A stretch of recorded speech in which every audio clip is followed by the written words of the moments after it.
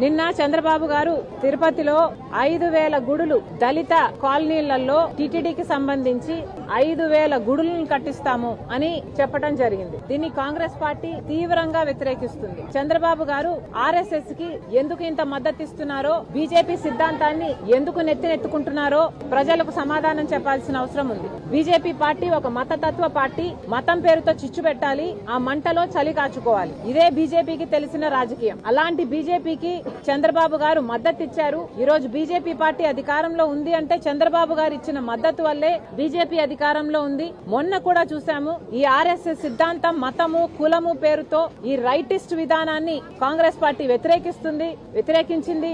కానీ చంద్రబాబు గారేమో మొన్న ఉపరాష్ట్రపతి ఎన్నికల్లో కూడా ఆర్ఎస్ఎస్ అభ్యర్థికే మద్దతు ఇచ్చారు. సరే, మిత్రధర్మం కదా అని చాలా మంది అనుకోవడం జరిగింది.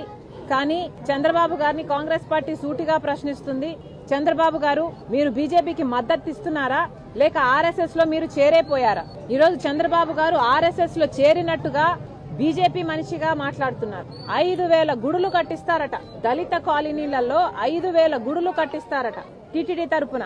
ఏం అవసరం ఉంది అని అడుగుతున్నాం. ఏ దళిత కాలనీ వచ్చి మాకు టీటీడీ గుడులు ఇక్కడ కావాలి అని అడిగారో చంద్రబాబు గారు సమాధానం చెప్పాలి. టీటీడీ పవిత్రమైన గుడే, ఎవరూ కాదనటం లేదు. కానీ వాళ్ళకు అధికంగా డబ్బులుంటే ఆ డబ్బులతో ప్రజలకు సేవ చేయాలి తప్పితే ఇలా రాజ్యాంగానికి వ్యతిరేకంగా ఆర్ఎస్ఎస్ సిద్ధాంతాన్ని నెత్తినెత్తుకుని దేశమంతా గుడులు కట్టిస్తామనడం చాలా అసలు భావ్యం కాదు అని చెప్తున్నాం. మళ్ళీ అడుగుతున్నాం, చంద్రబాబు గారిని ప్రజాస్వామ్య దేశంలో సెక్యులరిజం ఉంది అని చెప్తున్నది భారతదేశ రాజ్యాంగం.